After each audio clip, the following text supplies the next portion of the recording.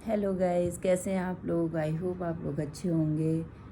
Guys, बहुत सारे लोग अभी मेरे से पूछ रहे थे कि मतलब आप केदारनाथ गए थे तो आपका दर्शन मतलब कैसे हुआ, वहाँ पे जाने के बाद दर्शन कैसे होता है, और होता है तो क्या स्पर्श दर्शन होता है। और बहुत सारे लोगों को मैंने देखा जो केदारनाथ गए हैं और उनका स्पर्श दर्शन नहीं हो पाया।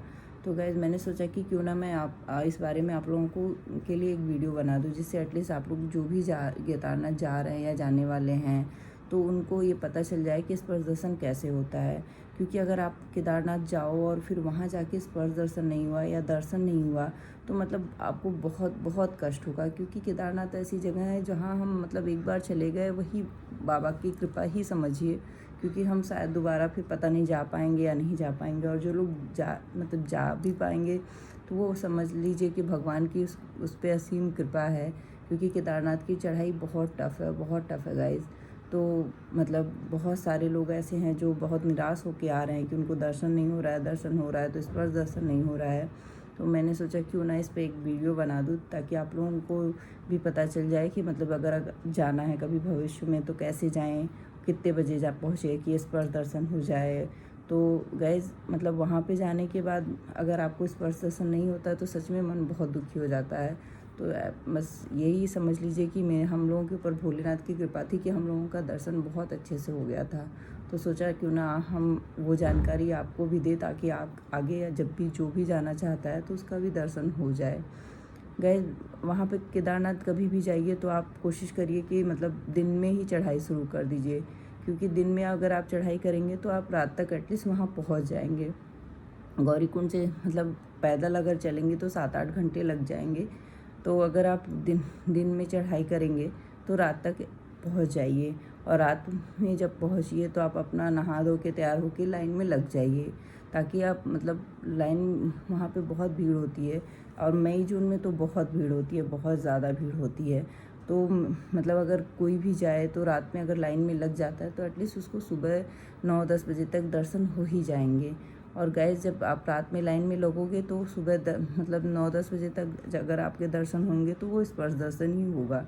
क्योंकि वहाँ पे 12 बजे तक ही स्पर्श दर्शन होता है, उसके बाद बंद हो जाता है, मंदिर बंद हो जाता है और फिर 3 बजे खुलता है। और 3 बजे के बाद वो स्पर्श दर्शन नहीं करने देते हैं, फिर दूर से ही आपको दर्शन कराते हैं। तो आप कोशिश करिए कि आप 12 बजे के पहले मंदिर के अंदर आपकी एंट्री हो जाए। अगर 12 बजे के पहले आप मंदिर के अंदर चले गए जाएंगे तो आपको स्पर्श दर्शन हो जाएंगे।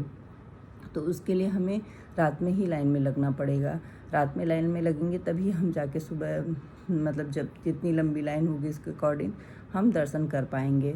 तो और अगर वीआईपी दर्शन करना है तो भी आपको मॉर्निंग में 2:30-3 बजे वहाँ मंदिर पे पहुँच जाना है। और वहाँ पे जो है बहुत सारे ऐसे पंडित जो पंडा लोग होते हैं वो घूमते रहते हैं। तो वो क्या क्या है कि वो मतलब अलग अलग पंडों का अलग अलग रेट है।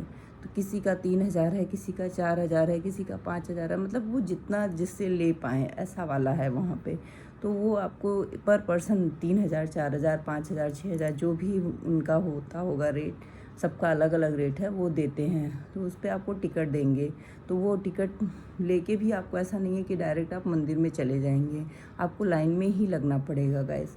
तो लाइन में लग के फिर वो वीआईपी दर्शन जो है 7 बजे तक होता है, 7 बजे के बाद बंद हो जाता है, 7 बजे के बाद जनरल दर्शन शुरू हो जाता है। तो जो जनरल दर्शन है उसमें भी आप स्पर्श दर्शन कर सकते हैं, लेकिन 12 बजे तक ही। दिन में 12 बजे के पहले अगर आप मंदिर में पहुंच गए तो आप स्पर्श दर्शन कर सकते हो, वरना नहीं कर पाएंगे। तो गैज़, आप जब भी जाइए तो रात में ही कोशिश करिए पहुंच के लाइन में लग जाइए, ताकि सुबह तक आपका स्पर्श दर्शन हो जाए। और अगर आपको ये जानकारी अच्छी लगे तो प्लीज़ लाइक करिएगा, कमेंट करिएगा और वीडियो को शेयर करिएगा, और मेरे चैनल को ढेर सारा प्यार दीजिएगा। और आपको केदारनाथ के बारे में कोई और जानकारी चाहिए होगी तो कमेंट करके ज़रूर बताइएगा। Thank you guys, bye bye.